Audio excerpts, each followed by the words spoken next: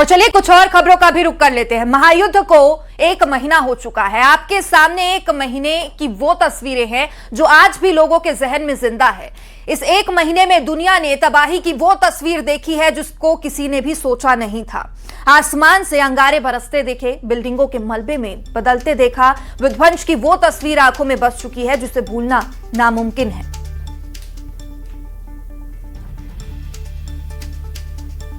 तो देखिए, महायुद्ध को 1 महीने हो चुके हैं और आपके सामने हर दिन की अलग अलग तस्वीरें हैं जो आज भी लोगों के जहन में जिंदा है। इस 1 महीने में दुनिया ने तबाही की कई तस्वीरें देखी है जिसको किसी ने भी नहीं सोचा था। आसमान से अंगारे बरसते देखे, बिल्डिंग्स को मलबे में तब्दील होते देखा और विध्वंस की वो तस्वीर आंखों में बस चुकी है जिसे भूलना नामुमकिन है।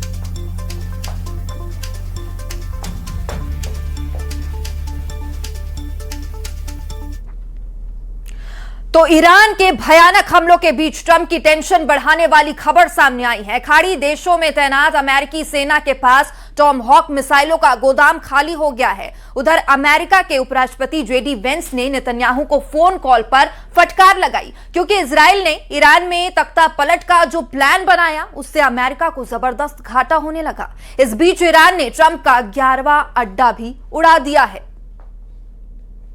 Negotiating, by the way, and they want to make a deal so badly, but they're afraid to say it. I want to take down that power plant, that very big, powerful power plant. They can't do a thing about it.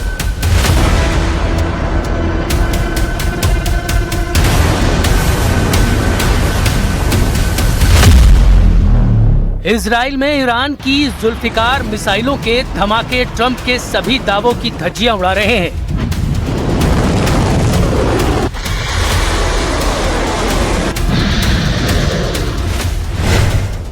Bahrain में 154 मिसाइलों और 362 drone का तहलका super power के युद्ध जीतने के दावे को चकनाचूर कर रहा है।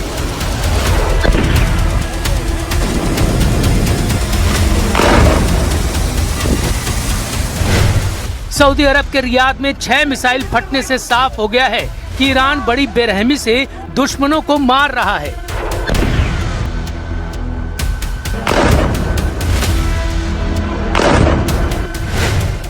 इजराइल के डिफेंस मिनिस्टर का यह बयान कि उनकी सेना 900 दिनों से युद्ध करते करते थक चुकी है, नेतन्याहू की टेंशन बढ़ा रहा है।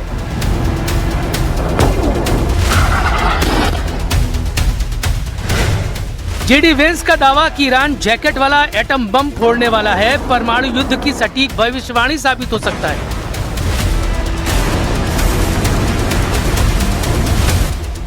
यही होता है युद्ध भड़काने का खामियाजा। दुश्मन को कमजोर समझने से खुद की करारी हार के बढ़ जाने का खतरा। ट्रंप और नेतन्याहू को जोरदार झटके लग रहे हैं। ईरान तनकर युद्ध में खड़ा है। खाड़ी देशों की जमकर पिटाई ने, इजराइल में मची तबाही ने, अरब वर्ल्ड में अमेरिकी अड्डों की बर्बादी ने युद्ध को सबसे भयानक दौर में घसीट लिया है। अब ईरान की मिसाइलों का जोर दिख रहा है। अब ईरान के क्लस्टर बमों का शोर उठ रहा है। ईरान ने पेच कस कर रखा है। हर दिन पेच पर प्रेशर बढ़ता जा रहा है। ईरान ने यह भी साफ कर दिया है कि वो युद्ध में किसी की मदद नहीं ले रहा है। रूस पर ईरान की मदद के जो आरोप लगाए गए उसे भी सर्गेई लावरोव ने खारिज कर दिया। Соглашение о военно-техническом сотрудничестве, мы поставляли в Иран определенные виды продукции военного назначения, но мы не можем согласиться с обвинениями в том, что мы помогаем Ирану। ऐसा बिल्कुल भी नहीं है कि लड़ाई एक तरफा है। ईरान से ज्यादा बारूद इजराइल इस्तेमाल कर रहा है, मगर ईरान का क्लस्टर अटैक उसे भारी साबित कर रहा है। इजराइल के आसमान में क्लस्टर वॉरफेयर चल रहा है। इजराइल के सभी एयर डिफेंस सिस्टम क्लस्टर की काट नहीं तलाश पा रहे। असल में जब ईरान से मिसाइल लॉन्च होती है तब इजरायली रेडार उसे सिर्फ एक ही टारगेट समझते हैं। इसके बाद एरो मिसाइल डिफेंस सिस्टम हो या फिर आयरन डोम तुरंत एक्टिवेट हो जाते हैं। लेकिन 23,000 फीट की ऊंचाई पर अचानक सब कुछ बदल जाता है। मिसाइल अचानक आसमान में फटती है और उसके अंदर से 80 बमों की बौछार हो जाती है, जिससे डिफेंस सिस्टम को उन्हें इंटरसेप्ट करना बहुत मुश्किल होता जा रहा है। ईरान जब हवाई युद्ध में इजराइल अमेरिका के होश उड़ा रहा है तो जमीन की लड़ाई में क्या होगा समझना मुश्किल नहीं। ईरान ने धमकी दी है दुश्मन जमीन पर जंग शुरू करे, यही तो वो चाहता है। ईरान के यूएन दूत अली बहरीनी ने दावा किया है कि ग्राउंड ऑपरेशन में दुश्मनों का टोटल सफाया तय है। Ready for any scenario, including any kind of ground operation. I think that is a place that we will be able to defeat them, and I think that would be one of the big mistakes if they take that decision. खाड़ी देशों में America के 19 सैन्य अड्डे सबसे घातक माने जाते हैं। इनमें से 13 को ईरान धुआं कर चुका है, जिससे अब ग्राउंड ऑपरेशन में ईरान की 6 लाख सैनिकों से टकराने के लिए अमेरिका इजराइल को पूरा जोर लगाना पड़ सकता है, क्योंकि खाड़ी देशों के अमेरिकी सैन्य अड्डों पर हथियारों का भी संकट बढ़ता जा रहा है।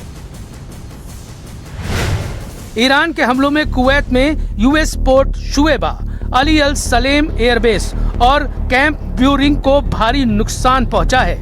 ईरान की मिसाइलों और ड्रोनों ने कतर के अल उदैद एयरबेस के रडार सिस्टम को तबाह कर डाला है। बहरीन में ईरान के वन वे अटैक ड्रोन ने अमेरिकी 5th फ्लीट हेडक्वार्टर का कम्युनिकेशन सिस्टम जला डाला है।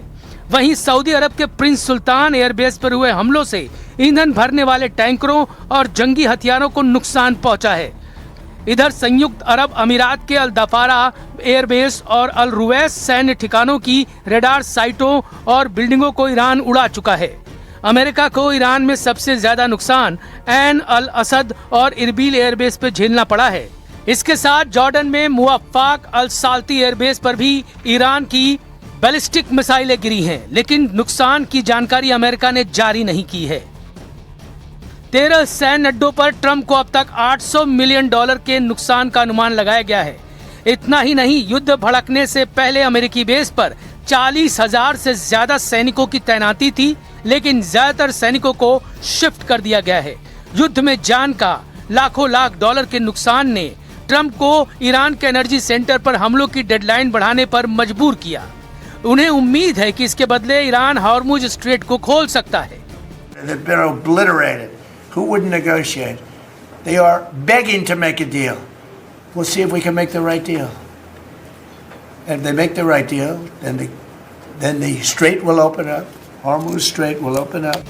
ट्रंप की उम्मीदों पर ईरान बारूद बरसाने का बंदोबस्त कर रहा है। हॉर्मुज के बाद ईरान दूसरे सबसे अहम ऑयल रूट को बंद करने की तैयारी कर चुका है। इसका जिम्मा ईरान ने यमन के हुथी लड़ाकों को सौंपा है।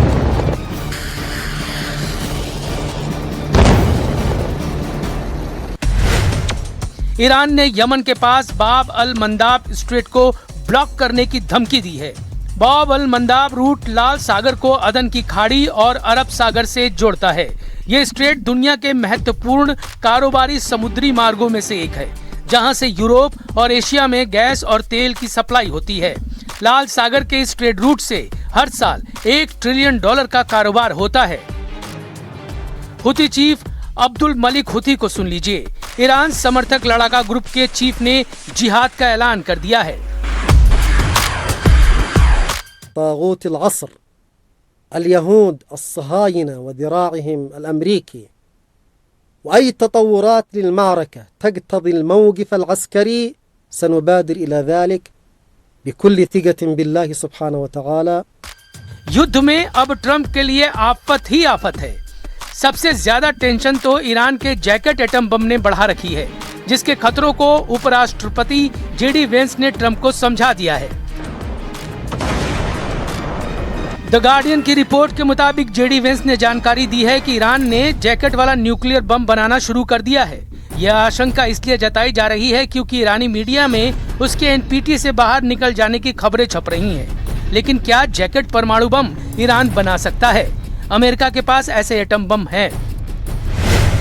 अमेरिका के पास दुनिया का सबसे छोटा परमाणु बम है, जिसमें 23 किलोग्राम वॉरहेड ले जाया जा सकता है, जिसकी कुल क्षमता 10 टन टीएनटी की है। ईरान के पास 440 किलो यूरेनियम है। 440 किलो यूरेनियम से ईरान 11 परमाणु हथियार तैयार कर सकता है। लेकिन ईरान के पास न तो अमेरिका तक मार करने वाली मिसाइल है, न ही उसके पास ऐसा कोई जंगी जेट जो सुपर पावर को दहला सके। तो फिर हमला होगा कैसे? इसकी आशंका जताई जा रही है कि ईरान अमेरिका में एक्टिव अपने स्लीपर सेल को ये मिशन सौंप सकता है।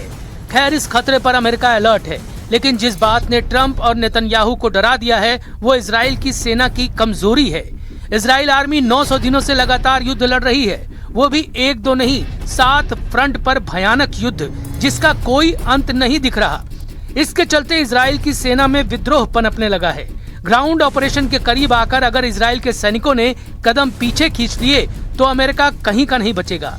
शायद यही वजह है कि ट्रंप नेटो और खाड़ी देशों के साथ संयुक्त सेना उतारने का प्लान बना रहा है।